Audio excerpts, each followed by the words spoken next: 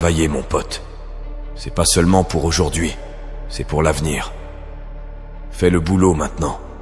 Il est temps de rester concentré. Et tu le sais. Ne te laisse pas distraire par ce qui se passe à l'extérieur. Dieu travaille en coulisses, dans ce domaine que tu ne peux pas voir. Les choses ont changé dès que tu as reçu ce en quoi tu croyais réellement.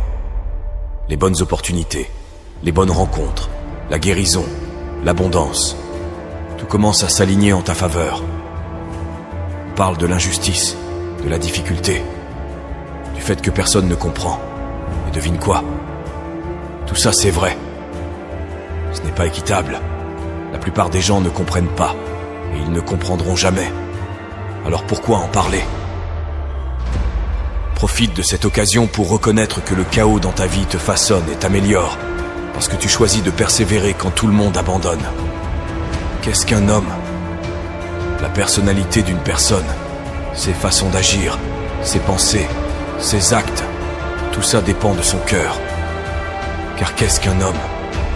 Un homme, c'est son cœur. Un cœur menteur et trompeur signifie un homme menteur et trompeur.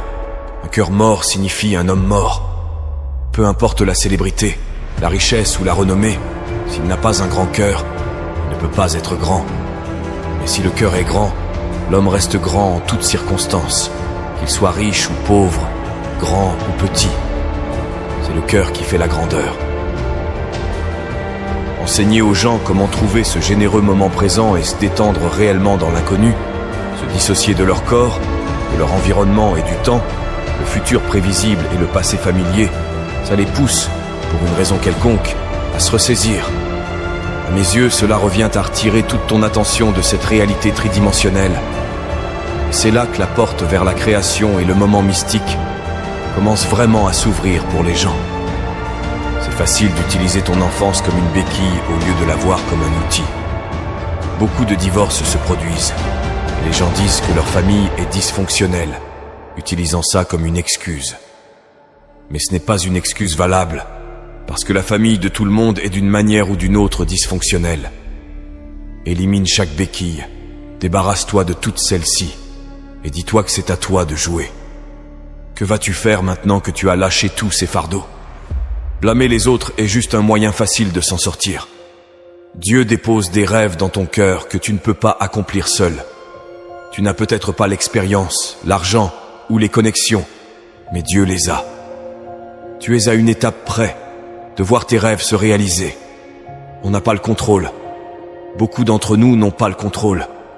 Certains choisissent de rester à terre, mais ce sont ceux qui se relèvent constamment aussi vite qu'ils le peuvent, qui grandissent et qui réussissent dans la vie. Qui contrôle ta vie?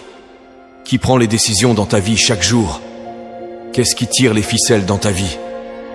Avant de dire toi-même, pense à ça chaque jour quand tu te réveilles. As-tu pris les décisions que tu devais prendre pour progresser? T'en as besoin, sérieusement. Bien sûr, ça va devenir difficile. Bien sûr, plein de choses peuvent perturber ta concentration.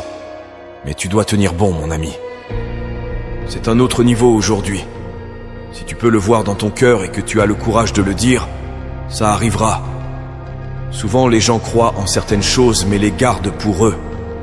Si tu commences à parler de ce sujet, tu crées cette loi de l'attraction. Et ça deviendra réalité parce que tes rêves doivent être plus grands que toutes tes peurs et toutes les conséquences. Ce qui fait que les gens échouent, c'est qu'ils rêvent trop petit. Ton problème dans la vie n'est pas de viser trop haut. C'est si tu vises trop bas et que tu échoues. Donc, quand tu vises la lune et que tu rates, tu es quand même parmi les étoiles. Tout le monde le veut, mais la réalité est que tout le monde ne l'obtient pas. Et le truc dingue, c'est que si tu le veux, tu peux l'obtenir. C'est pas comme si quelqu'un te bloquait.